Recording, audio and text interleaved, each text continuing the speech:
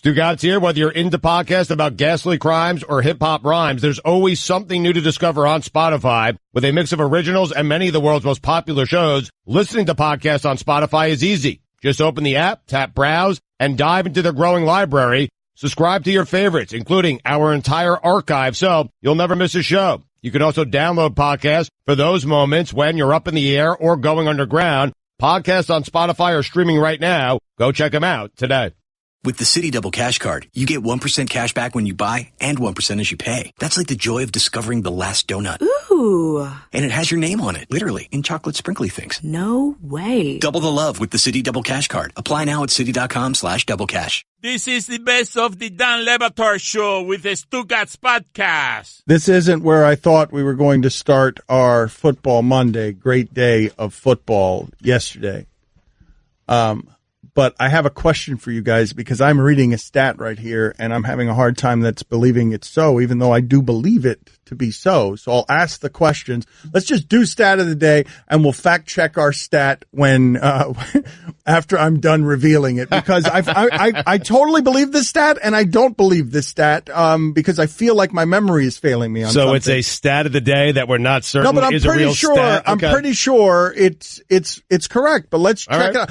One of the reasons I'm questioning it is because it comes from @EvilAndyDalton. Oh. And I haven't had time to sort of like check my sources on that. I think that needs vetting. Yeah. Yes. Well, let me explain to you very clearly. I don't think it needs vetting, and pretty sure is always good enough for me. Okay. All right. Well, okay. Very good. So not exactly a journalistic principle we could all live by, but let's just play the short stat of the day intro so that we can gather ourselves real quick. Start of the day, start of the day, it is the start of the day. Start of the day, start of the day, it is the start of the day. Start of the day, start of the day, it is the start of the day. Start of the day, start of the day, it is the start of the day.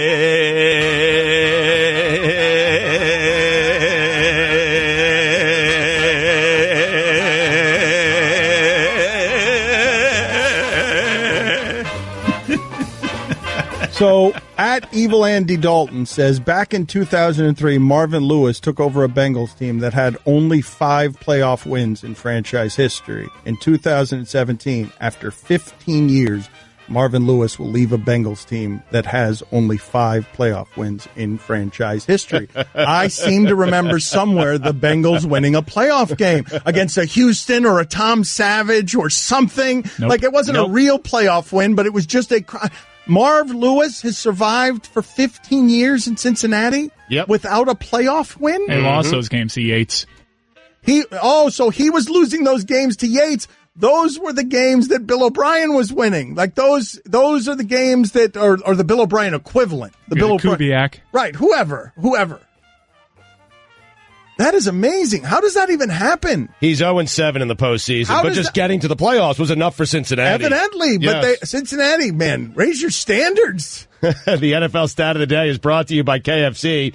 Get your family the gift of a $20 fill-up from KFC. You put it on the table instead of under the tree, but they'll still love it. KFC, it's finger-licking good. All right, so I think the most interesting story from a most interesting football weekend, and we'll get into the Steelers-Patriots game because that was amazing for a million different reasons, not the least of which was, like, we are now in 2017 at the height of technology.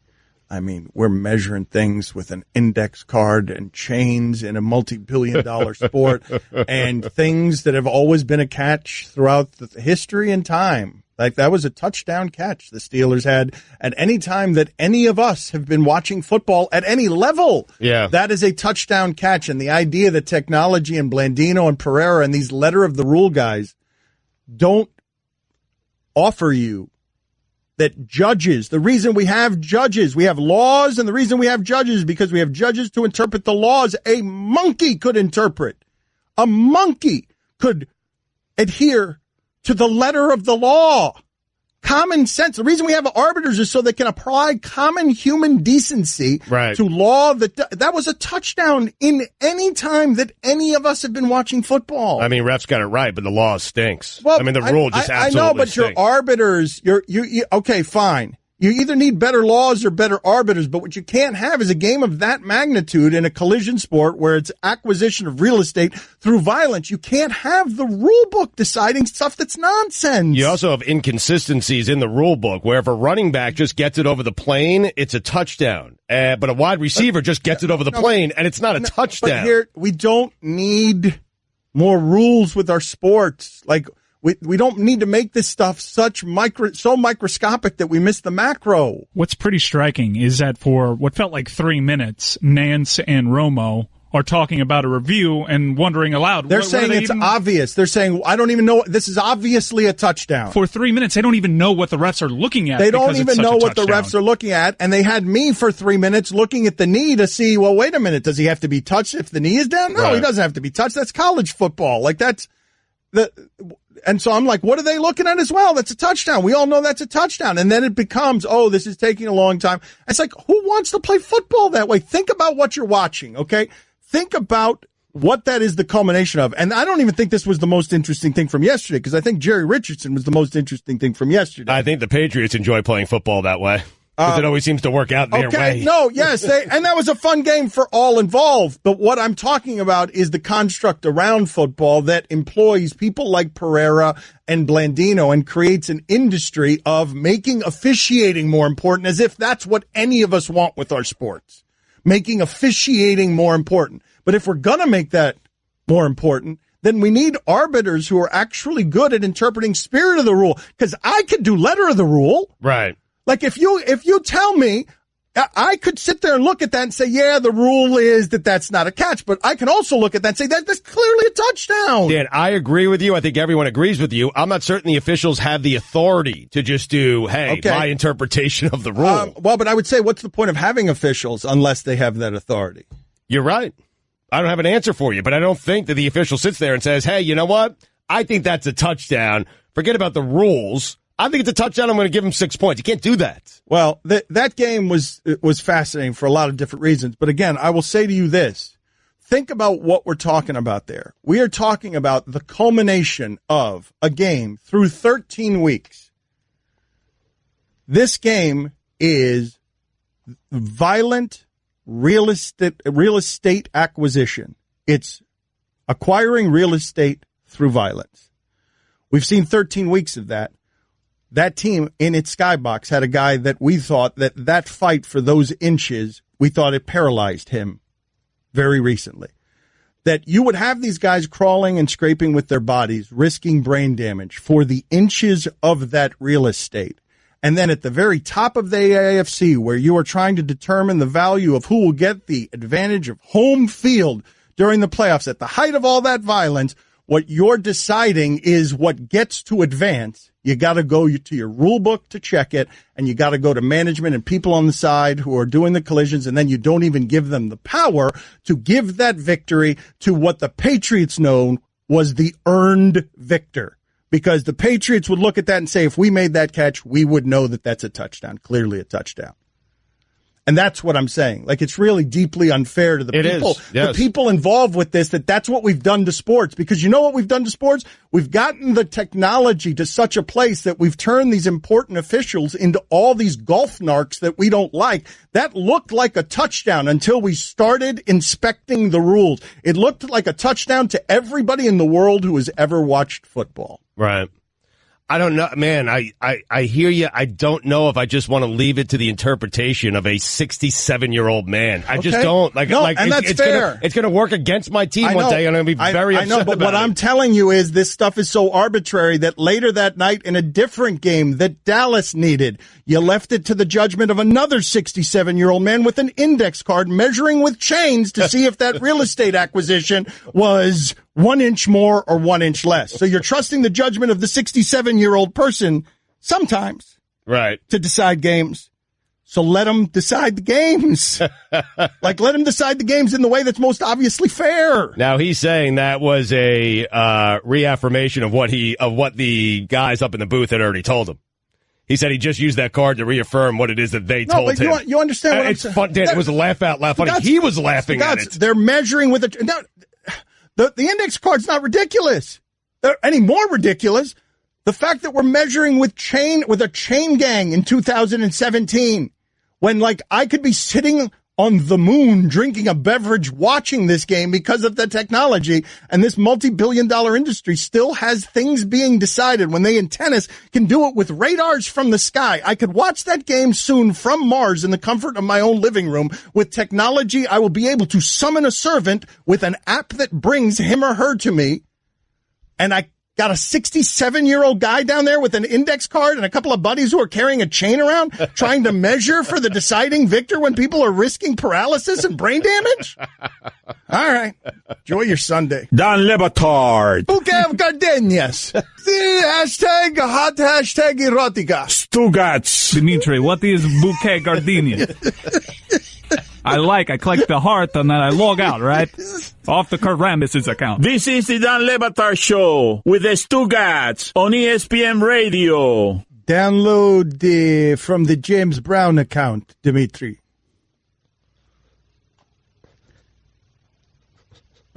Yes, the CBS guy. No, the other James Brown. The other James Brown, Dimitri. The pregame show with the film on it. The old people. Listen, Stugotz, so that you understand how stupid this all is. This way that we care about this thing on Sundays. Mm-hmm. Did you see how the Dallas Raiders game ended?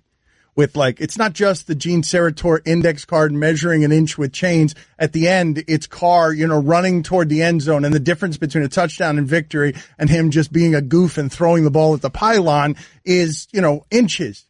That right there is literally the difference between 8-6 and 6-8. The 8-6 the Cowboys are, and the 6-8 the Raiders are.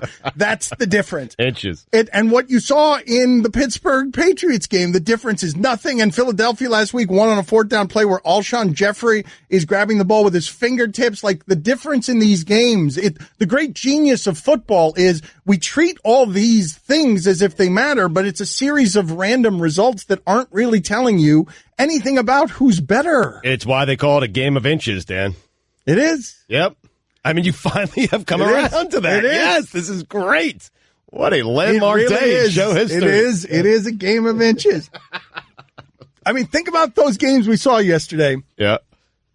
The difference between the Steelers and the Patriots is that the real difference is, and the real amazing thing is that Tomlin's got Antonio Brown, he's got Le'Veon Bell, he's got Ben Roethlisberger, and Belichick keeps beating him with Rex Burkhead.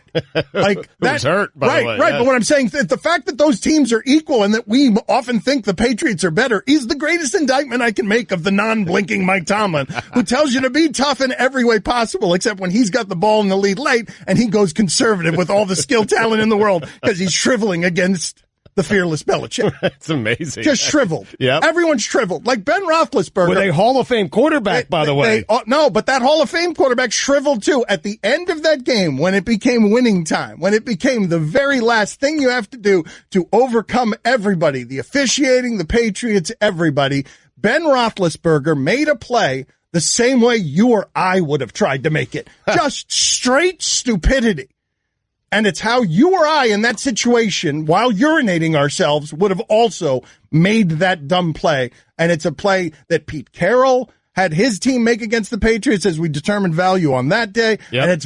And it's very rarely something that happens against the Patriots when at the very end of the game, it happened to the Falcons last year, where at the end of the game, because they've been in that situation so many times, because Brady has thrown 300 passes against the Steelers without an interception before yesterday, and because he's now got, do you know what the number of his game-winning drives are? Do you know what the number is? 54, 50. 51. Man. Like Romo was looking at that number and was like, is that right? Is that number can't be right. Right. And Romo had plenty of those. I think he's just behind Peyton Manning, who couldn't win the big game, by the way. I think I might be willing to grant you guys, for all I say about coaching, we overestimate the value of coaching. right? Brad Stevens can't win anything meaningful until he gets his players, even though we know he's a good coach. Right. Eric Spoelstra, we know he's a good coach. He can't win anything meaningful until he gets good players. Now, Dan, they told, according to Roethlisberger and the reporters, Ben wanted to take a knee, and the guys were in his headset saying, no, do not take a knee, throw the ball. Like, they were trying to get the No, throwing the ball is fine. Throwing the ball there is the dumb thing. You're not going to fool the Patriots at the end of the game with anything you do. They're not idiots. They've been in those situations too many times. Well, been in those situations. After the game, the Patriots said they practiced that just about every single day. You mean clock it. There's no way with no timeouts we're telling him to take a knee on third down. Right, no, spike it. Spike it is what he meant. Yes, clock the ball and just take the field goal. And if they were telling him, go ahead and throw it. Not that. Don't throw that. But all of the late game situation stuff, like think about the Pittsburgh Steelers, because they were cowards at the end of that game with the better people on the field. All the things that happened at the last 5 minutes of the game was a normally ballsy team that used to go for 2-point conversions all the time because of how much skill talent they have shriveled up. If Belichick had these players, he would be running the league. Well, he already is running the league, but he'd be running the league even more. He'd be like if he had these Pittsburgh players. Oh my God! So Tomlin, for all his tough talk, goes totally scared over the last 5 minutes of the game. Just conservative, careful with all that skill talent. And then when the referee makes the call, you thought you had it won. Now everything is collapsing on you. Bleep, man. The Patriots were here with the Falcons last year in the Super Bowl at the height of everything. They didn't collapse at the end. Everything was precision, and Atlanta just totally fell apart because the Patriots have been there in that situation. Think about what happened after second down.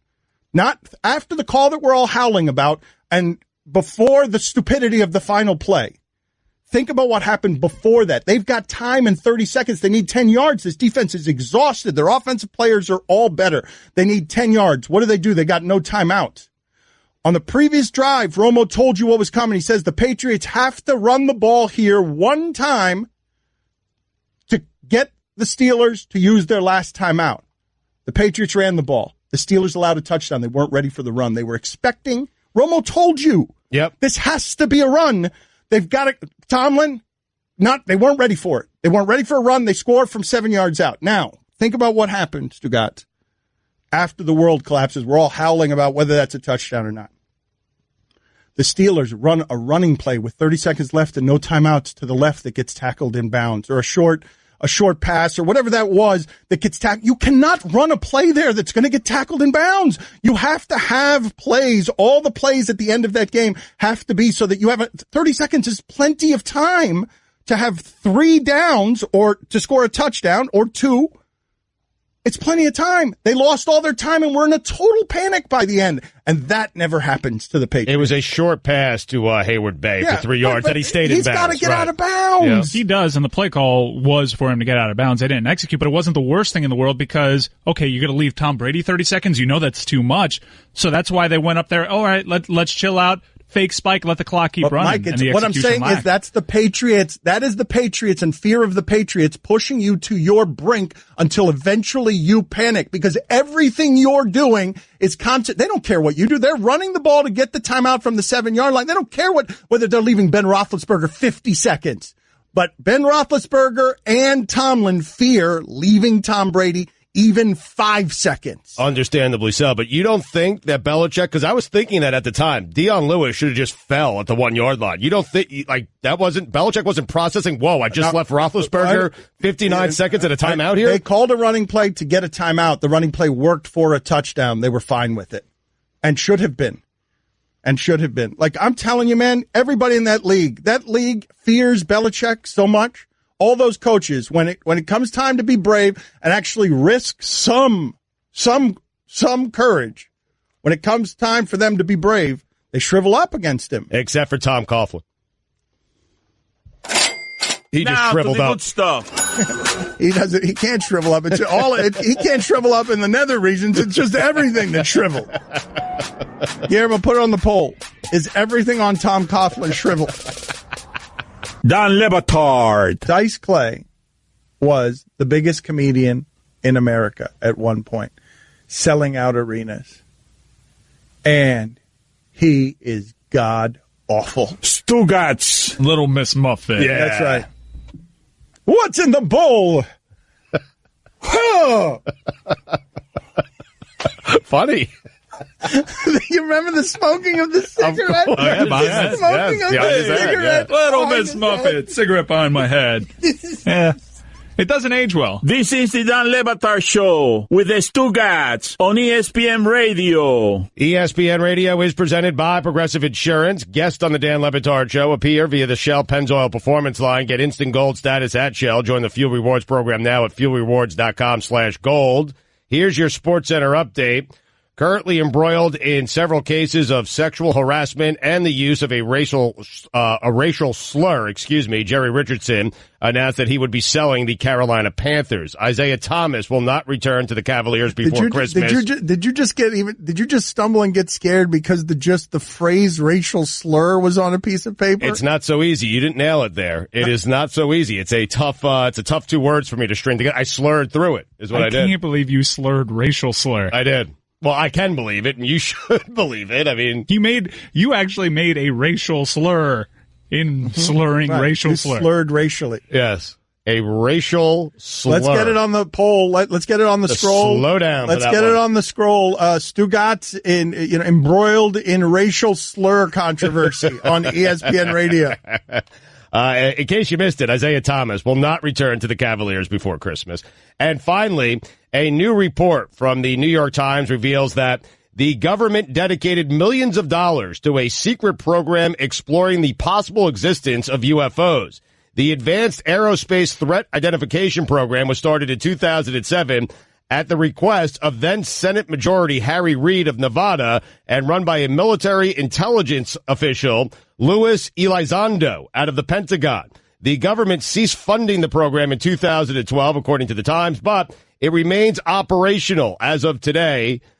Elizondo resigned this past October in protest of what he characterized as excessive secrecy and internal opposition. Following his resignation, Elizondo joined Blink-182's Tom DeLonge. Here we go. At the To the Stars Academy of Arts and Science. Here we go. For all the latest headlines and information, tune to the SportsCenter on ESPN Radio all throughout the day. That is tremendous. Yeah, it's a great story. So we've got a lot to get to here in football, and I don't know where to start. I feel like it's a little too late to be asking this question because we done started. But I don't know where to begin on Jerry Richardson. First of all, that entire situation up there, Cam Newton, the way that his press conference struck me as odd and nice, actually, but just sort of naive. Right.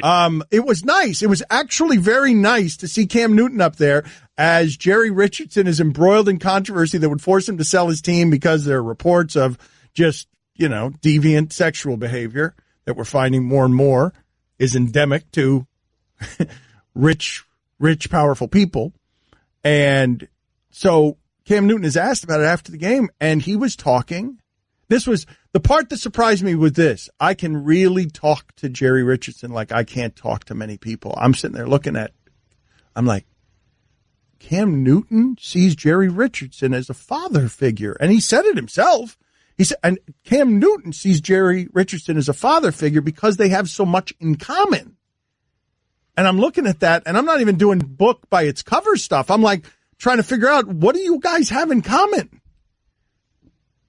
And with legitimate curiosity, what's the connection there? Right. And because I thought it was weird or weirdly naive that Cam Newton as a quarterback would get in front of the cameras and in a time of scandal defend Jerry Richardson as a father figure when Jerry Richardson's got to sell his team because of the nature of the scandal. It was kind of odd, man. I hate judging guys in press conferences. It's nerve-wracking right after games. Yeah, but we do it a lot to Cam. No, but Cam's not good at it. He's just clumsy.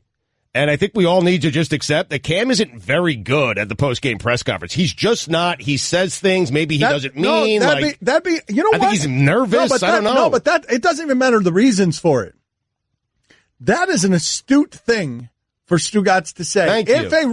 If someone in sports can't do something because they're physically not good at it, everybody wanted the Cowboys of Jimmy Johnson to be running more screen passes because their offensive line was so good. And he's like, we're not good at screen passes. I'm not going to run screen passes, just give the ball to Emmitt Smith. That's not something we're good at.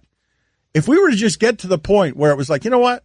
Cam Newton, press conferences and social stuff. We need to just ignore him. Like, anything that happens over there, he's just not good at it. Right. Like, he's not good at the social stuff. He's not good at the press conferences. Just don't listen to him. Don't ask his opinion on heavy things because that's just not a strength. It's a weakness for Cam Newton, even though he looks like he's strong at everything. I know everyone's doing optics when someone like Cam Newton says, I can relate to him in a way that would surprise you. There is something there because I was struggling to find the connection point. Jerry Richardson was actually a player in the NFL. No other owners can say that. So he can relate to his players on a level that other owners can't. There you go. And clearly he was doing things socially that the players who, dabble in misogyny were doing, like Jerry Richardson. They were calling him Mr. They were calling him Mr. It's Mr. Richardson. That one, Draymond Green got me thinking about that one the other day in a way I never thought about it when he was like, get the name owners out of here. Owners, right. Conjures, plantations, and slaves. But and this is not specific to Jerry Richardson, although when Cam Newton is calling him Jerry Richardson, the Mr. feels different or can feel different. Sure. But we do this with rich people all the time. Why do we do that? Why do we afford the rich people all the time the Mr.? The owners are referred to all the time as Mr., as if they're better than us. Are we referring to Jerry Jones as Mr. Jones, I guess? No, in his workplace, I'm sure he is. I'm saying that all of that stuff lopsides people. And next thing you know, they feel like they can tell women how to wear jeans and that, I want to shave your legs. Like, that's how it happens. Like, if everyone around you, if you're lord of your surroundings, you are the benefactor. You are giving money to all. You are your own economy, Jerry Richardson. And everyone around you, even bleeping Cam Newton, refers to you as the illustrious Mr. Jerry Richardson. Yes, Mr. Richardson. Not even Jerry. Yes, he's saying he's a father figure. I don't refer to my dad as father. I don't refer to him as Mr. He says he's a father figure, Mr. Richardson. Why do we do that one? I don't know. It's a good question. I have no idea why we do it all the time, though, correct? We afford the people with money, as ridiculous as if they had a bunch of pineapples. Or power, boss. Maybe it's your boss. Maybe a boss. Yeah. I remember Cam was unusually receptive to, when he was getting drafted, there was all that talk that Jerry Richardson told him, no tattoos, no piercings. Don't want that. Correct. Well, that's where that's the first place I was thinking, like, what do you guys have in common? Like, what? He reprimanded you. They made you sit for a quarter because you weren't wearing a tie last year. Right. Like, the relatable part, that was a bit confusing. Like, what do you guys have in common? The support for Jerry Richardson. That was cool. Because we've seen Matt Lauer go down and the people on that show supporting Matt Lauer. It was cool to see, but it was also naive and ignores that Richardson's 100%. Not the victim here. Right. Considering how receptive Cam Newton was to that advice from Jerry Richardson at the very start of his career, maybe there's something going on, and I think Cam sort of articulated it as such as, this guy taught me how to be a professional. Oh, but I was a kid going into Mike, my job.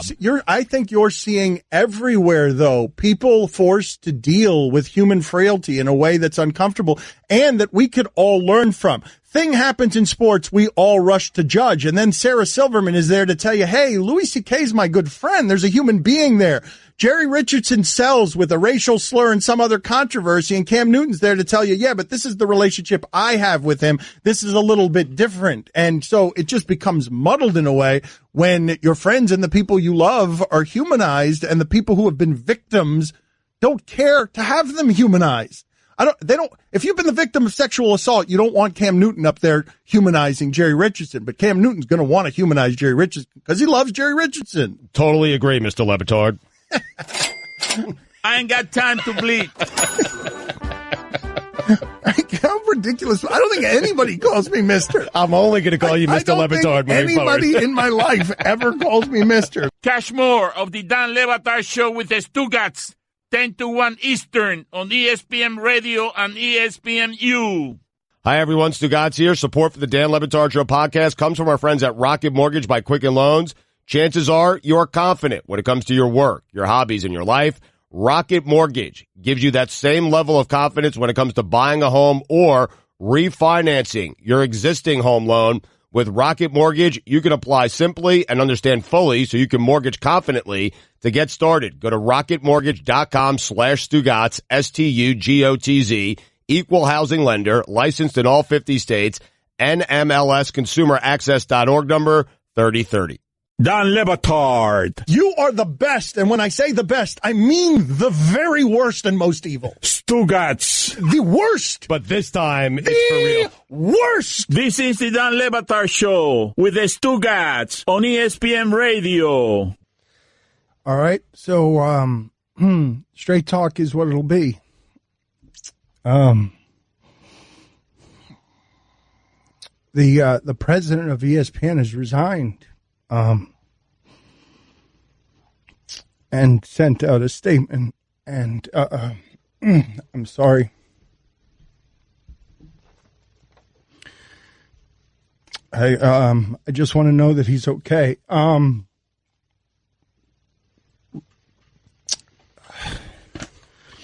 Take your time, buddy. Yeah. So I'm just learning this now, okay? And this is this is the reason that I work here. And so I don't know what's coming. I don't know what this is, but he has turned in his resignation. He sent it to everybody at ESPN through all the email accounts. And he said, I'd like to share a statement I'm issuing today as well as one from Bob Iger. It has been my absolute privilege to serve as president of ESPN. Sincerely, John Skipper. Today I have resigned from my duties as president of ESPN. I've had a wonderful career at the Walt Disney Company, and I'm grateful for the many opportunities and friendships. I owe a debt to many, but most profoundly, Michael Linton, George Bodenheimer, and Bob Iger. I've struggled for many years with a substance addiction. I've decided for the most important thing I can do right now is to take care of my problem. I have disclosed that decision to the company, and we mutually agreed that it was appropriate that I resign. I will always appreciate the human understanding and warmth that Bob displayed here and always. I come to this public disclosure with embarrassment, trepidation, and a feeling of having let others I care about down as I deal with this issue and what it means to me and my family. I ask for appropriate privacy and a little understanding. To my colleagues at ESPN, it has been a privilege. I take great pride in your accomplishment and have complete confidence in your collective ability to continue ESPN success. Now,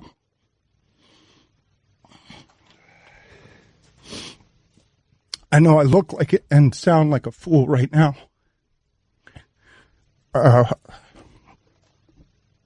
But I want you to understand something, and I don't know what's coming. Like, I don't know if this is, I haven't talked to him, so I don't know how he's doing. And I care about him, but just so that you understand, this person has created everything that exists here at ESPN for us. And he did it because of how he cares about, minorities and their causes. And so every success that we've had, I didn't want to work for ESPN. I wanted to work for this man, okay?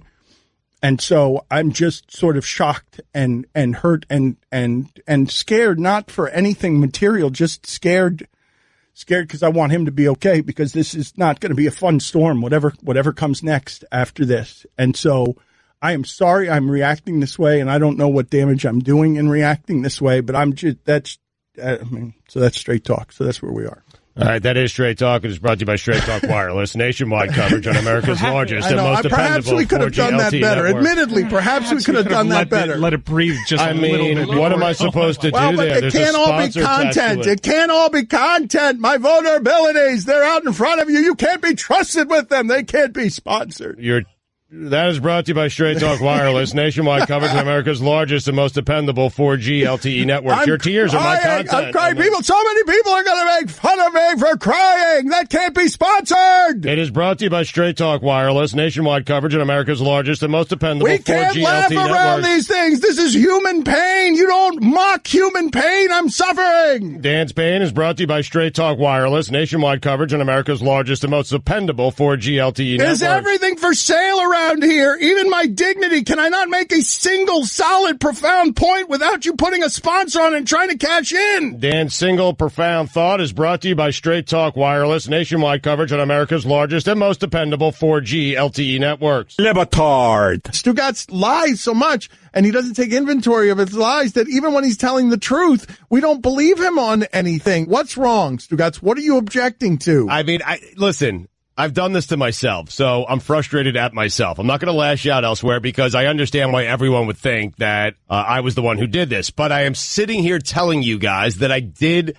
not do it. Stugotz. You absolutely took a bite out of a piece of pizza and put it back with the rest of the pizza. It was me. This is the Dan Le Batard Show with the Stugotz on ESPN Radio. I'm sorry. I'm going to apologize, I guess, a number of times over the last little bit here. I think the show might go sideways. Maybe it'll be better.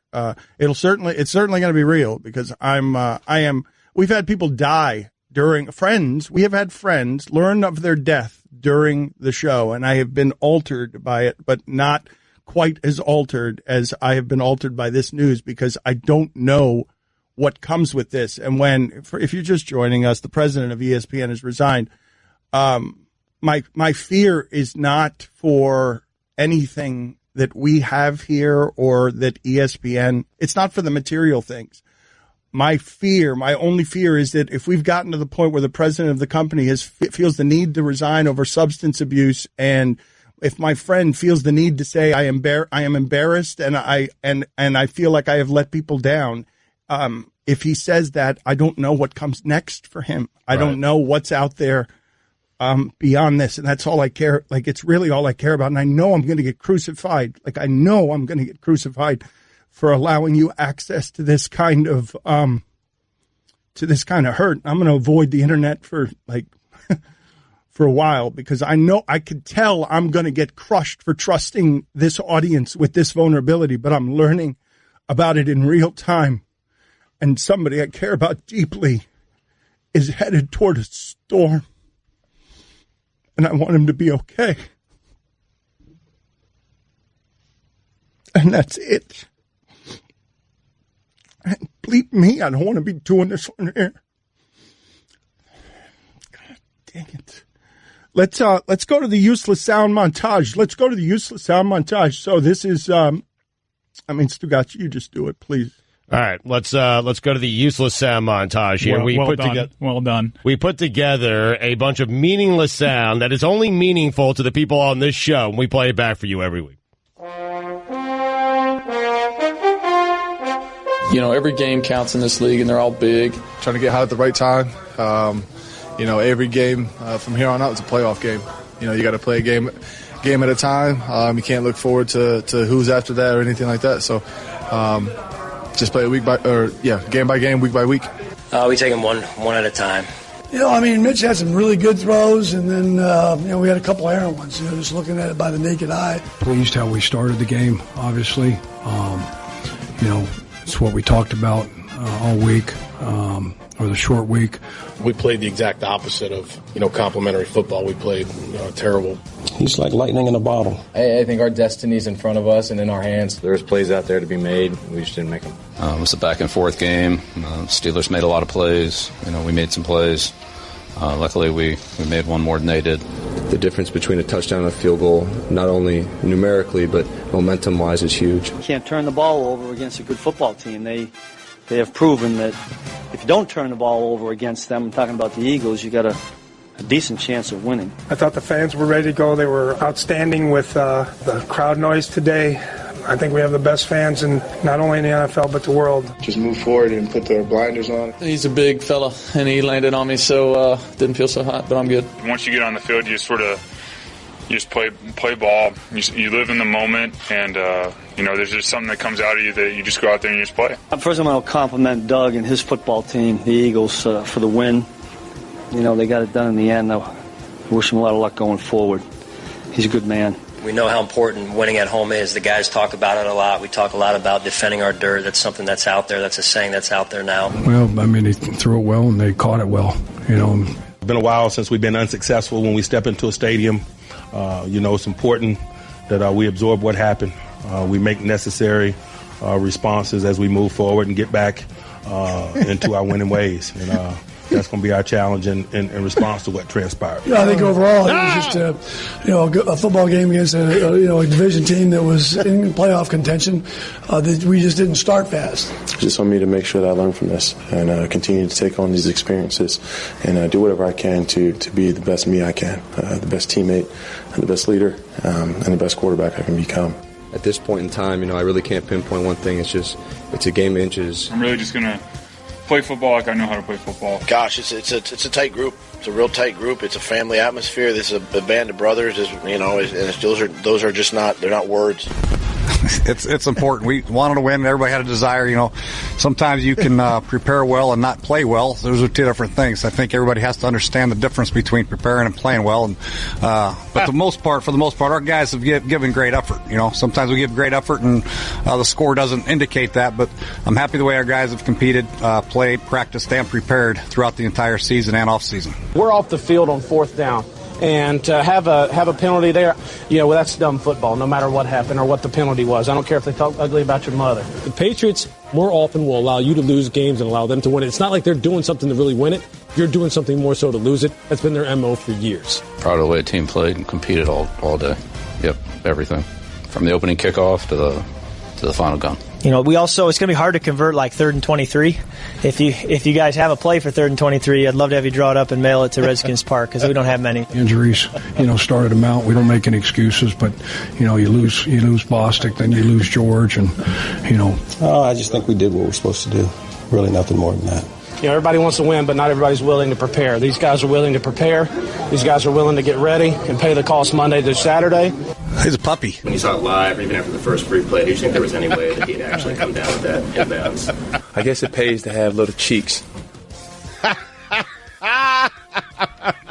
I'm going to send Kirk Cousins some of my finest 3rd and 23 plays. I'm going to mail them to Redskins Park, wherever it is. I'm going to mail them some 3rd and 23 plays. I want to be as transparent as possible. Our show likes to be transparent. So I heard about half of the useless sound. I'm disoriented and I'm not totally here. But for some reason, Guillermo was dancing through useless sound, and I was having sort of a hard time absorbing the funny. And the way Mike was behaving like, what is that John Travolta gif? GIF? It's from Pulp Fiction, where he's waiting for Marcellus Wallace's wife, and he's just holding a coat, and he doesn't really know where to go. He's just looking around. Right. He has something in his and hand. he's all on heroin, right? He's all on heroin. He doesn't know what to do. He's just looking around, confused, bent over, trying to do something, but useless. So, because I want to tell the audience what's happening here in the name of total transparency. Okay, please do, because I know where you're going. Well, just to see if we can do the show around this, because I've made a fool of myself for a segment and a half here. Like I'm just deeply embarrassed. Okay, you shouldn't be. Well, whatever. It doesn't matter. You're getting okay. That's fine. That part doesn't matter. That I'm deeply embarrassed. Okay. But for those of you just joining us, the president of ESPN has resigned, and he has cited substance abuse issues, and so I'm just learning of this via email, and I'm a little bit stunned, and so I'm out of sorts. But so they're trying to keep the show afloat. This isn't the nature of the show we do, where I'm just drifting lost. That's Stugotz's job. Yep. Like, I'm drifting lost, not paying attention. Like, that's what we have Stugotz for. Mm-hmm. And Mike is also usually very competent, being able to take care of whatever I spilled behind me janitorially with, holding on to the coat. He can, and the shipping container helps support that. And whenever I don't hear, he hears. Right. And so what's happening around here is, I'd like to know in the middle of that. First of all, I'm going to reveal something that Mike said. This might be the funniest thing. I've never done what I did this morning, which is before I didn't know anything about any of this. I walk in this morning and I say, I just want from here on out, from wherever it is that we go, I want to eliminate fear from our workplace environment. I want to have nothing but fun. I want everybody to do this week of shows as relaxed as they've ever been about anything. And then this happens. Right, that's exactly right. That's exactly the right response, to laugh in my face. That is exactly the correct response for all. Braying laughter in my face is exactly the correct response. How we doing? Yeah. Well, so Guillermo seemed fine during that segment. I drifted off wondering, what am I supposed to do? Am I supposed to call somebody? Who? I've never lived with more fear, but then I heard John Fox's voice, and it brought me back. Happy. Yeah, it brought me back. And it made you happy. Yes. Well, here's the thing, right? And so I'm scared, and I'm scared for a number of different reasons, but one of the reasons I'm scared primarily is, my friend, it's a real human, it's my friend stuff, but then compounded by, bleep, I just made a fool of myself on the radio and trusted a whole bunch of people who cannot be trusted with I just gave them all the ammunition in the world because the internet's forever. And in the middle of that, Guillermo is dancing, and he is dancing to the Useless Sound montage. And is it because I told you when I walked in here that I wanted you guys to be maximum relaxed? Well, I don't even like dancing. I hate dancing. It's embarrassing to me. But I figure if there's someone dancing, the camera will get that over someone not reacting whatsoever. Oh, that's so kind of you. Yeah. That's kind of you. Yeah. So you were putting in the cameras over to you dancing so the cameras wouldn't take my tears, turn it into content, and then Stugotz would turn around and clearly sponsor my tears. My tears are always sponsored. My vulnerability is all sponsored. Yeah, brought to you by Straight Talk Wireless, nationwide coverage on America's largest and most dependable 4G LTE networks. So you were dancing just to, you were, it's like you were providing cover for me. I actually asked, I wish we had sparklers so I could just light sparklers and keep distracting over here while you were crying in the other room. We work on the South Beach Club, essentially. We can bring bottle service up here, and we can make it more festive. Okay. I was Amazon priming a piñata. I don't know what to do. There isn't a handbook for this, and I feel like John Travolta. Oh, no, there is. It's John Fox's voice. I mean, it is medicine. Jay, I got to be honest, though. Jay Gruden was a little medicine in there, too, when I heard his voice sound a little bit confused, sort of explaining the pearls of Jay Gruden wisdom. I caught those at the end. He always seems to be confused. Yes, his public comments are all confused.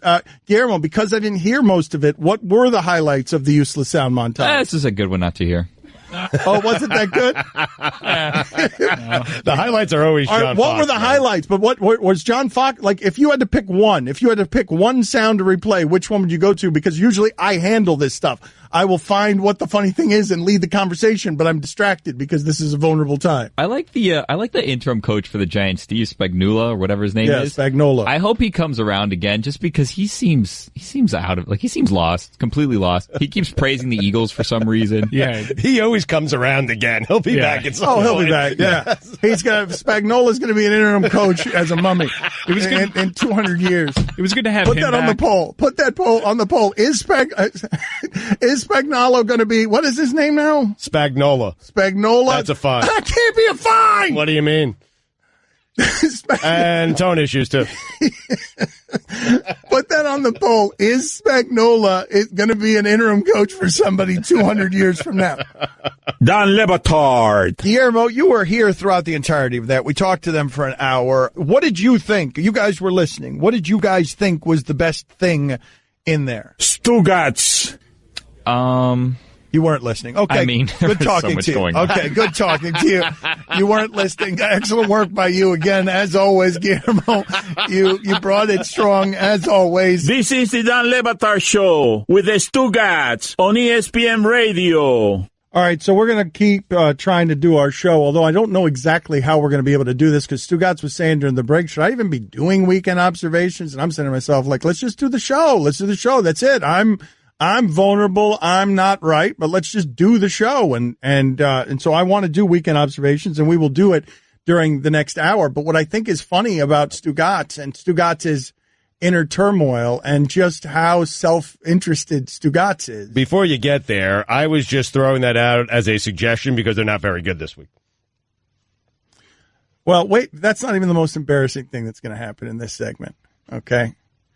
I know that you're trying to get out of weekend observations because you didn't work very hard on them, and you just threw a bunch of notes, a bunch of feces at Mike and tried to get him to organize them. Why don't you pull up the email I sent you this morning? Why don't you pull up the email that Mike Ryan sent you just this morning on how your weekend observations were sent?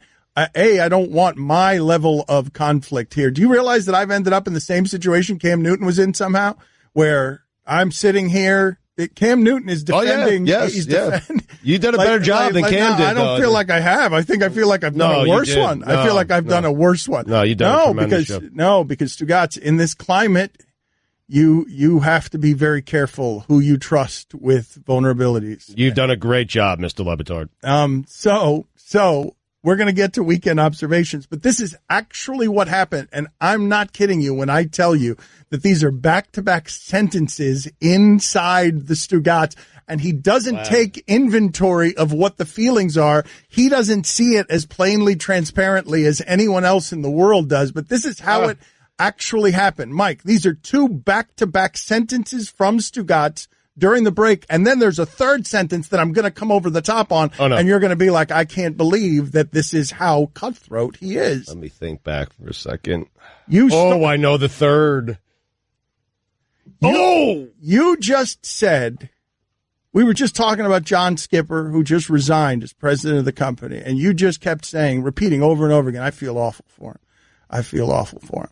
And so I'm sort of sinking into my stuff, and I'm listening to him. I feel awful for him. And then the next thought I hear, I have a great friend who would be a great replacement as president of ESPN. It was the next thought.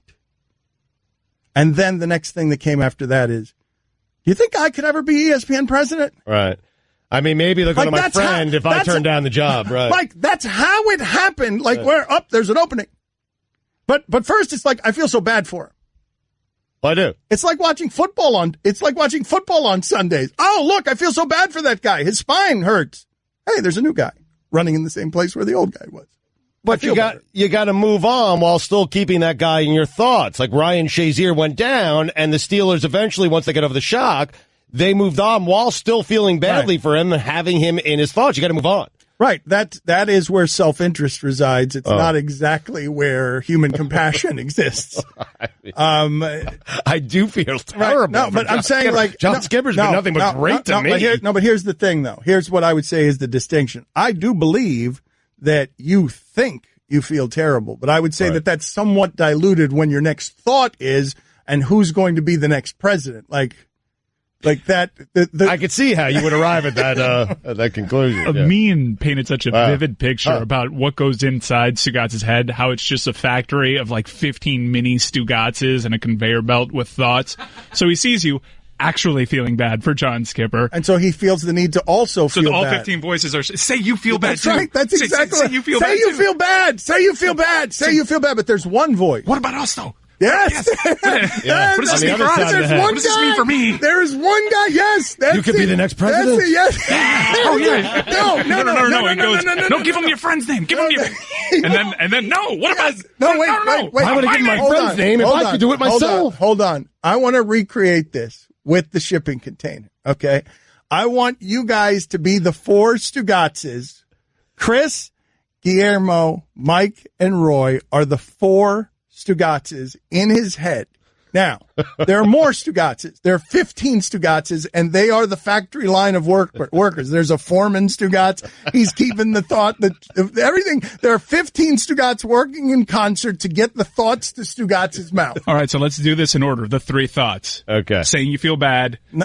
I don't want to do it in order. I just want them all shouting. I want all because it's chaos in there, right? They all want everything. They address me as Mr. Gotts. Make sure you guys do the same. Right. Okay. So now I want to recreate however that would sound like. I want you to imagine we're going to take you well deep inside of the head of Stugotz here. This is secret access nobody gets. This is wired for sound.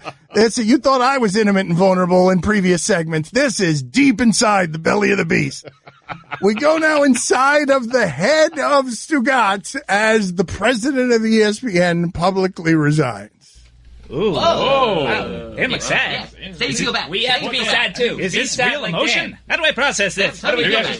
Say you feel bad, too. Do I cry? Do I cry? Do I cry tears? Yes, that's you. Crocodile tears. What about us? This is a sad day. Wait a second. Dance isn't sad. We're sad. What about Be me? sad. Be sad. Ooh, what does this mean for me? There's an opening. Hold on. How do I make more money off this? this? How do I have a friend? I need to get the job. The friend can give me more money. Is he a real friend? Wait a minute. I go on the phone. Doesn't matter if it's a real friend. You know who makes more money? It should be the president. Imaginary. He should be the president. I should forget my friend. President John Wiener. Sounds great. A great title. Do I have an office? I can do this. This is easy. I just point a finger. This is great. Get Argo on the phone. I have people I can delegate to, right? How's Dan responding to this? We're great. Is it good? Eisner. Does he think he'll back me up, right? What does the president really do? Just a title.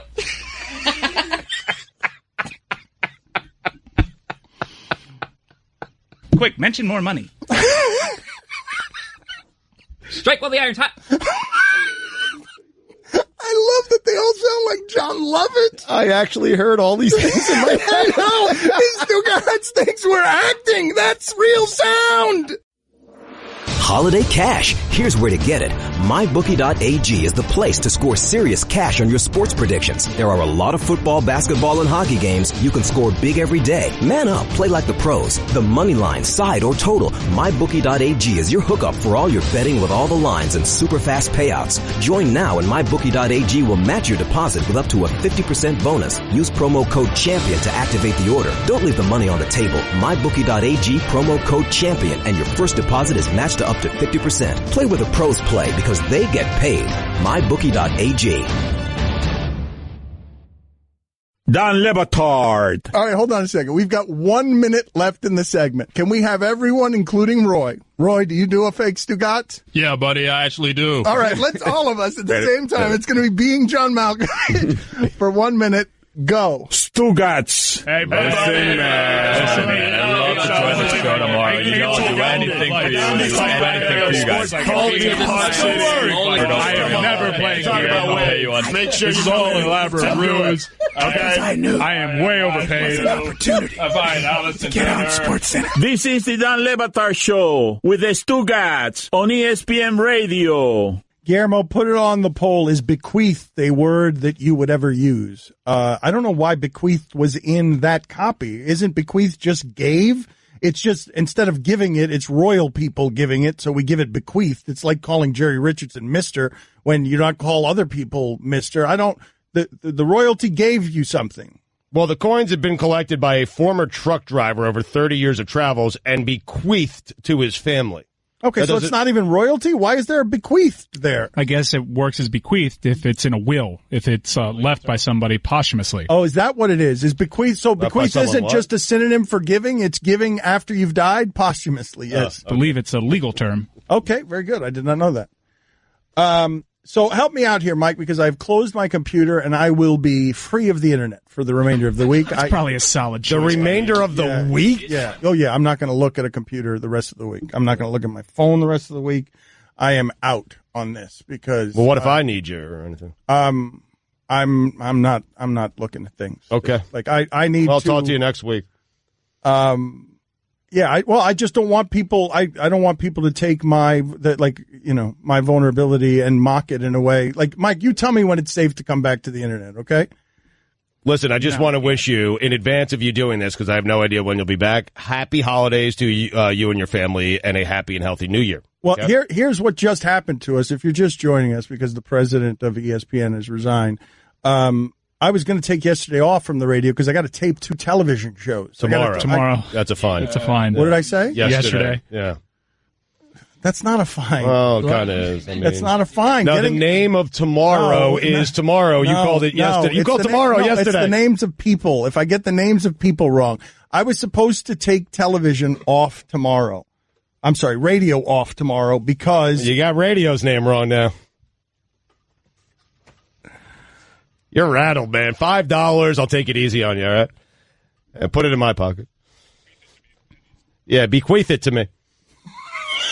Yeah, bequeath it to me. There's Stugotz right there, and that's a subtle clue that joke might have been given to him when he said, yeah, bequeath it to me. Who was the yeah with? Was it with one of the little Stugotzes? Yes. Yeah, yes, you were saying yes to one of the little Stugotzes. He did. One of the little Stugotzes just yelled in the background. What did he yell? Bequeath! Say bequeath! Say bequeath. Right, and I everybody. Right. Great joke if you say bequeath. And they sent it up the conveyor belt, and I like to thank the little people in my head when they give me a good joke. So I say, it's like an acknowledgement. Yeah, thanks, whatever. You're welcome. Solid line. Appreciate it. You're welcome. Thank you. I love these characters more than the Kentucky Fried Chickens. The Amin El Hassan created Stugotzes in his head. They're not on to us at all. Let's talk some football here. Really? Yeah, I want to talk some football. Cool. Did you see what happened? The specifics of what happened with the Seahawks, the things that they were talking about, where I saw them get blown out. Right. Well, they get smoked, and they get smoked. See, getting smoked is one thing. I'm always somebody who is. I don't like the idea of when you're playing in that sport, people who are accused of quitting. I don't love when you're playing that sport and it hurts that way to call a team quitters. But if you were looking at a team of quitters, one way that it would reveal itself is you lose that way to the Rams and you don't even make the Rams throw the ball. You just keep giving it to Gurley and you, a champion defense, a prideful defense that's ravaged by injury, you can't do anything about it. That's how a physical, great offensive football team would make another team quit. Goff wasn't anything yesterday. Goff didn't even have to do anything. He didn't have to. They just kept giving the ball to Gurley and Gurley, it felt like what Gurley did yesterday was end the Seattle run. That's how that was feeling to everybody. Right. Now, that may not be so. They may just be unhealthy, but that's what it felt like Gurley was doing to them. This is, hey, Seattle, you're done. Our time now. Here come the Rams. Right. They play Dallas this weekend. The Seahawks do, and if they win that game, they still have a good shot of making it. But you're right. That's how it felt. Seeing the Seahawks lose that way at home felt like, oh, okay, it's over, even if it's not. Well, what really surprised me was just how physical the Rams were, and the Seahawks could not deal with it. Damn left tackle I've been telling you about. They run these one-man screens for him, and it's him and Gurley, and it's like there isn't a human being on earth that wants to be in the way of that. Gurley was 21 carries, 152 yards. Them as a team, 43 carries, 244 yards. And to Dan's point, for people who missed that game, because after the first quarter was over, essentially, Jared Goff only threw the ball 21 times. He had 2 touchdowns, but only threw it 21 times. That's not even the interesting part of it to me. The interesting part, whether the champs or whether the team that has felt like the champs for a while, an aggressive team, you can only be so aggressive for so long in that sport. Ray Lewis is a damn miracle because you will expire the same way you run. Your defense will expire the same way your running back expires. You can't play that way and not sustain injuries. But what I thought was most interesting about that Seahawks-Rams game yesterday is Earl Thomas saying afterward that Bobby Wagner shouldn't be playing, and Bobby Wagner getting mad about that. And now you're in an interesting place where a proud defense, like this guy so doesn't want to quit that he's injured out there, and Earl Thomas is willing to tell you he shouldn't be out there. And he's like, I'm prideful, I should be out there, but you just realized that dude didn't quit, but he cares so much. He cares so much that he won't quit, even when he should, and the result is the Rams run all over you because they're healthier, and this time of year, if you are healthier, you are better. But that's strange because that defense, right? You view them as such a close bunch. They've been together for so long, have done so much winning together, and now it's starting to splinter a little bit. They were splintering when they were winning too. Remember, Sherman and Bennett have had their that's the danger. One of the great things, one of the things that makes me feel like that's the most fascinating team in sports is, man, that caged fury looks great when Pete Carroll is winning with it. But when you lose with it, it looks like you have no control over anything. And That's what he got at USC. That was the trade he made with his soul at USC. Here's all the winning. You can have all the glory. And he got all the glory and he caged all that fury. But when it's losing, or when you get caught doing the bad stuff you had to do in order to let the program get a loose enough grip that it welcomes the kind of recruits that might be on the edge, might be feel a little dangerous, might mean compromising some academic standards or some principles that have you buying Reggie Bush a house. Like you cage all of that, and then when it's winning, it looks like you're a genius who's got it under control. Right. When it's losing, it looks like what it did yesterday, which is like, oh, these guys don't respect Pete Carroll enough to play for him. Even as one guy is out there and he shouldn't be out there, and his teammate's telling you he's too injured to be out there, and he's getting mad about the idea that his teammate is telling you that he shouldn't be out there. The Seahawks will be back. The problems are pretty identifiable, and as long as they have that quarterback, they're going to be good as long as he's good. Well, they need the defense to be good. Yeah, but for this year, that window closed for this year, and they closed it. The Rams did by doing what the Seahawks used to do. Well, but I'd be careful about loving that quarterback and that offense too much, just because we've seen him running for his life for a while, and the things that happened to them yesterday were on both sides of the ball because they didn't do anything offensively either. I'd like to build around that guy, though. Right? No. That's fine. But what I'm saying is, yes, I'd like to build around that guy too. But what I'm telling you is that guy might look a lot like something you've seen before, as opposed to Russell Wilson feeling unprecedented. Mm-hmm. If his defense wasn't so often carrying him to places where we can see him play like that. Because if he's playing like that and not winning, like that defense has been the soul, that caged fury of that defense has been the soul of that football team, and Russell Wilson has caused chaos around it. But we all know that Seattle has won its championships because of that defense, and that's rare with a team that wins a Super Bowl. Like when a team wins a Super Bowl, we are in a rush to give the credit to the quarterback. I sort of had a moment of clarity as I was watching that game for a little bit because there wasn't much reason to watch that game. What we've been seeing all season with that offensive line being so bad in Seattle, Russell Wilson somehow making very difficult things look easy. Yes. You can't do that against a defensive line with Aaron Donald in it. You won't be getting it spitting out of these tackles against Aaron Donald. Mm-hmm. That is a ferocious defensive line. Yes. The Rams are going to be fun for a while within this window if they can stay healthy. Make me a bicycle, clown. But that is what it felt like. It felt like yesterday. It felt like there's the ascension right there. There's the tipping point. Yep. And it felt like it started last week with Jacksonville, where it's like, okay, that's how a champion goes down.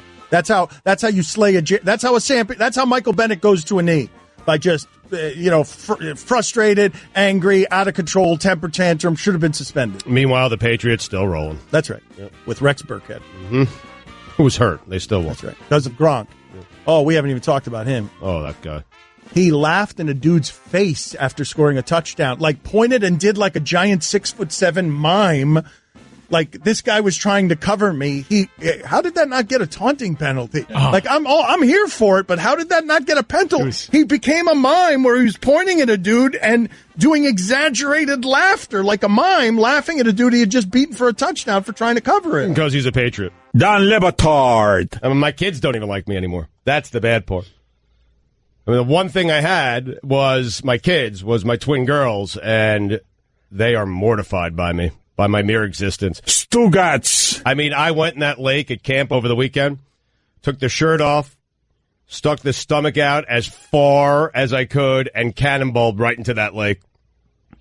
My girls asked me to leave afterwards. This is the Don Le Batard Show with the Stugotz on ESPN Radio. Guillermo, put this on the poll, please. Have you ever been as confident at anything in your life as Cam Newton was when he told Clay Matthews, watch this? Have you ever had that kind of confidence anywhere in your life where you could look across the line from you at someone who looks like the Nordic Clay Matthews, someone who looks like he's out of a romance novel for older white women, largely. It's that he looks like a little bit of Gladiator, and also the guy that you write the lyrics about, and he did dulcet things to me and made me feel pleasure, unlike any I've ever seen. 50 Shades of Grey, Gladiator, man. And you look at him, and Cam Newton can look at him and say, well, watch this. Right. Fabio. Yeah, the whole exchange, just to be that relaxed in that moment, playing quarterback in the NFL. In the NFL, everyone's trying to kill you, including this Viking who plays for the Packers. And he's telling you, I know what you're going to do here. I know that it's a wheel route. I've been studying you. I want to know if you've ever had confidence. I would love to have that. Where would you most like to have that confidence? How about that as a question? Where, if I gave you one place where I could give you that kind of confidence, where would it be? Would it be at your job? Would it be in the bedroom? Would it be dancing? Where would it be? Bedroom. Easy. Easy answer. I think an easy answer for many, many guys. Yeah. Bedroom is the first answer there? Yeah. I'm not terribly confident in the bedroom, man. Huh, okay. Do you think there's people walking around like, I really want to be a great dancer? Who would say dancing? Whatever. I was just giving examples so that there would be more than one. Whatever. I don't know. Singer. Whatever. Like, if I could just pour all of that confidence into one thing, what would be your choice? I find it funny that at 44 years old, Stugotz, for some reason, would pour all that confidence into being a sex machine. Well, the confidence... Is anyone else shocked by that? I'm a little bit shocked by that and uncomfortable. There was a time when I was a sex machine, but the confidence has been zapped out of me slowly over 15 to 16 years of... I think it's time for the Kentucky Fried Chickens to make another marriage. Hold on a second. Hold on. Yo, chicken time. Was a time when you were a sex machine. I don't want to get into it. You utter that? I'm going to go back to the cage. What were you trying to say? It's a fair point. I don't know what I was trying to say. It's a good lie. We got him. But what I was trying to say was, I wish I was more confident. My wife has just kind of zapped the confidence out of me. I'll give you an example. Oh, no. Yes, keep going. Oh, no. She said, Sunday nights are night. And Sunday nights are night. And you know what last night was? Yeah. Sunday night. It was Sunday night. So you want to talk wasn't entirely sure. I Are was you asking okay that as a talking question. about this? You sure your wife's going to be okay with you talking about this? She's fine with it. She said, let's just make this quick. No. Hence the confidence issues. Abby. He wasn't a problem. Never is. It's my response.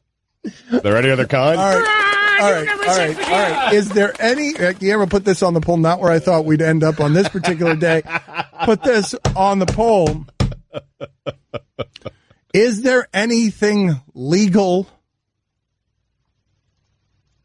within foreplay that would be worse than someone saying to you, let's make it quick?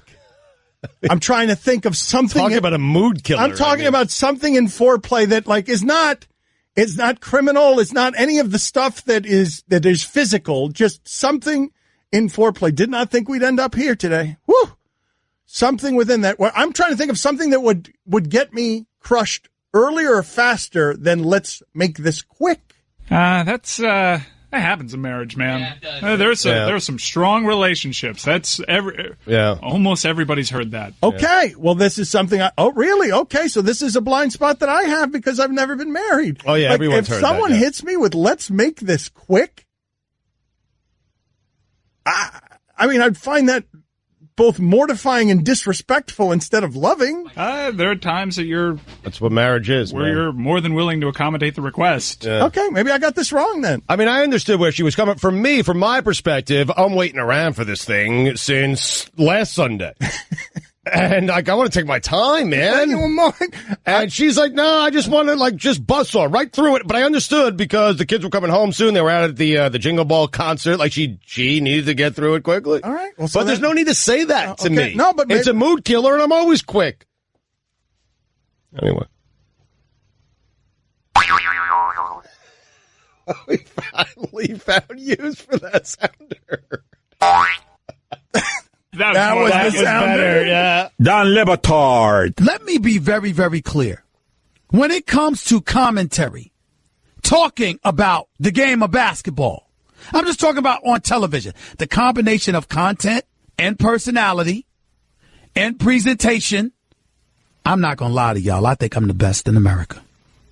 I really do. Stugotz. He's the best, man. He is the best. He is great at television, great at radio, and I wish I had that kind of confidence about anything in my life other than my appetite. This is the Don Batard Show with the Stugotz on ESPN Radio. The show likes to be transparent. That does not mean that it does not lie. Stugotz lies all the time. Stugotz is a liar, but we are transparent about that. And so, transparently, we have been knocked off of our bearings here over the course of the last hour or so because the president of ESPN has resigned, and I don't know what's coming next for him. It's my primary concern, just what is coming next. What would lead the president of ESPN to have to resign over substance abuse issues? So that's the part that I'm worried about, and that we're discombobulated over. And so I'm going to need your help, Mike, because I was lost earlier in the show, and I don't know what's happening on the internet at my expense, but I'm sure the Clay Travises and the Barstools of the world, if they're not already dancing on the grave of John Skipper, will soon be headed my way to laugh at my tears for defending the man that I know against. I don't even know what's coming next, really. They haven't gotten to you yet. All right, they will. But what I'm telling you guys that I'm going to need help with, and the audience that seems to appreciate that particular transparency, is that I'm checking out on the internet for a week. I'm going to come in here and do the show. I'm going to come in here and do my job professionally, but I'm going to need everybody's help here in terms of sort of informing me, because I don't like how I reacted. I mean, I'm fine with how I reacted early in the show. It was honest, but I don't like what people are going to do with that, and I don't want to experience it. The internet is cruel, and I don't want to watch it. So, okay. With that in mind, let's get to Stugotz's weekend observations, and we've got Chris Sims here on the line. The top quarterback list, he's at 60. Landry Jones, a bad time for Chris Sims because Blake Bortles has been on fire lately. Jadeveon Clowney said yesterday he was asked about Bortles and just said he was trash. But the 59th best quarterback in America, according to Chris Sims, who has Blake Bortles at 70, is? Paxton Lynch, quarterback, Denver Broncos. Wow. Ooh, really? Wow, Paxton. Huh? Really? Yeah. Woo, blew your socks off with that one, didn't I? Yeah. Make the argument. Why? He's better than Blake Bortles. Why? Because Blake Bortles is trash? Well, I mean, I don't want to say he's trash. And listen, again, I said this, yes, that he was the 70th best quarterback, and I believe it. I wasn't saying this to be like a shock jock or anything. I work hard. I really evaluate, watch film all the time. And if Blake Bortles proves me wrong, then so be it, and good for him. And he could tell me to kiss his butt because he has been on fire, and we'll see where this is. But Paxton Lynch, again, I think if a lot of the quarterbacks in football, if you afforded them the luxury to be the quarterback of the Jacksonville Jaguars would be in the same situation they are now, or if not better. This is a quality football team. And, guys, I think this is the other thing I'm just going to throw in there. The context. You don't have to have one of the 5 best quarterbacks to win the Super Bowl. You know who the last-rated quarterback in football was in 2015? Nope. Peyton Manning. He had the Sean Kaiser numbers. 9 touchdowns, 17 interceptions. Yeah. Right. Yep, you're all over it. You're all over it. Yeah, they won the championship with him being terrible. The Broncos need merely subpar quarterback play, but they have Paxton Lynch. Well, I'm just saying that's what I'm looking at with Jacksonville. And if Blake Bortles continues to play the way he has the last few weeks, they're going to be really tough to beat, and they can win the Super Bowl. They might be able to win the Super Bowl even when he plays crappy. They are one of the greatest defenses I have ever seen, and they're going to be a pain in the butt for Brady, Roethlisberger. It doesn't matter who they face. All right, just quickly, though, if Cooper Rush, who is 62nd on your list, if he was their quarterback, are you telling us that they'd be 10-4? Everyone. He's saying they'd be a little bit better with everyone. Yes, they'd be a little bit better with everyone he's got ahead of Blake Bortles. Well, I'm saying they'd be no worse. That's what I'm saying. I'm saying they're going to be every bit right there. They're going to be 10-4, and yes, that those quarterbacks could hit wide open people going down the middle just the same as he has the last few weeks. All right, thank you. Bleacher Report is where you check him out, Chris. We will talk to you tomorrow. Thank you for signing a 70-day contract with us. Thank you. Peace out, guys. Be good. Right, check him out at Bleacher Report. We like him. Now, I don't know why don't we do this? I know that we have the weekend observations and they're sponsored, but how long are they going to be? Because you're not in the mood to do this. You aren't ready to do this. And it looks sloppy, what you've got going on over there. Do you want to do this? I'm fine doing them. All right, let's do it then. Let's do it. Let's go. Always good. All right. Okay. It is time for Stugotz to share his game notes. No one in the media will tell you what happened better than my boy Stu. Weekend observations. Can we do something real quick before you do the sponsors? Of course we can. Can we just do half of them this segment and the other half the next segment? We'll see. Okay. You tell me. No, you tell me. All right, let's see. We'll figure it out. You're Mr. Batard. Let's see how it's going. Let's see how it's going. Okay. Where were we? Weekend observations brought to you by Metro PCS. Choose 4 free phones from brands like Samsung, LG, and Motorola when you switch 4 lines to Metro PCS. Sales tax not included, not valid for numbers currently on the T-Mobile network. Dan, make it quick. The Packers are better without Aaron Rodgers. Good news, Steeler fans. In my personal record book, you won that game. Why is it that the most confusing section of a sporting goods store is always the sneaker section? Funniest thing from the sports weekend? LeBron James telling Lonzo Ball not to tell anyone about their conversation and not knowing that he himself was telling the entire world their entire conversation. I mean, there are people just walking around aimlessly in the sneaker department. Carmelo returned to Madison Square Garden and did what he does best at Madison Square Garden: lose. Everyone's confused. No one knows what boxes go with what sneakers. You know what the L-O in Mellow stands for? Loser. There are no workers around. Are we supposed to just figure out sneakers on our own? Anyway. Who has trouble with sneakers? The entire store. There's no one there anymore. You just go in there, you pick out a sneaker that you like. You don't know if the sneaker matches the box that's below the sneaker, and if it doesn't, then you have to find someone, but you can't find anyone because no one's working there. Thank you. Anyway, getting Kareem more involved has the Chiefs back in the hunt. If you don't know how to make a basic chicken cutlet sandwich with melted Swiss, light lettuce, and mayo, do me a favor. Don't work at the deli. Carmelo said he wants to be remembered for being a Knick who did what he had to do night in and night out. Carmelo, what you did night in and night out is underachieved. Chris Paul, do it in the postseason. CP3, more like we'll see P3. College football, out of sight, out of mind. Stay with me, Dano. Sorry. Mike Carey would have called that a touchdown. The Braves got more for Matt Kemp than the Marlins got for Giancarlo Stanton.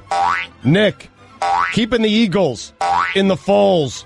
Jay Cutler has made a number of awful passes throughout his career. None worse than his final pass against the Bills. That's what it looks like when Jay Cutler is cold and wants to go home. If that was the punctuation on Jay Cutler's career, then it was perfect. Marvin Lewis, more like Marv Out Lewis. Haven't confirmed yet, but hearing Geronimo Allison still hasn't made eye contact with Aaron Rodgers. Le'Veon Bell, best 2-yard run in the history of football. There appears to be no Foles in Nick's game. I have to do the rest after this. All right, well, then we will go halfway. We'll do it after the... Did I distract you with the boings? Should we go back to the other way? Are you all right? Payday. It's the payday. chicken wing lodged in my throat. All right, have some water. Should probably chicken. drink some water. Wow, you have someone read that vibrate. There are some Foles in my game. Stugotz right now is not blinking. And look how bad it feels to not blink because you don't have air. You don't know what to do. Chicken wings do taste good, though. More. So delicious. I think I can finish that. All right, I can't. All right, let me see the bullet points here. I'll do it. Again, blink. This is how it feels. You get disoriented. If you don't have blink, if bad things are happening in your life, you don't have blink, just give me the sheet here. I think I can do it. All right, well, go ahead and try that. All right. You can listen to the Dan Le Batard Show with the Stugotz 10 to 1 Eastern on ESPN Radio, and you can watch on ESPN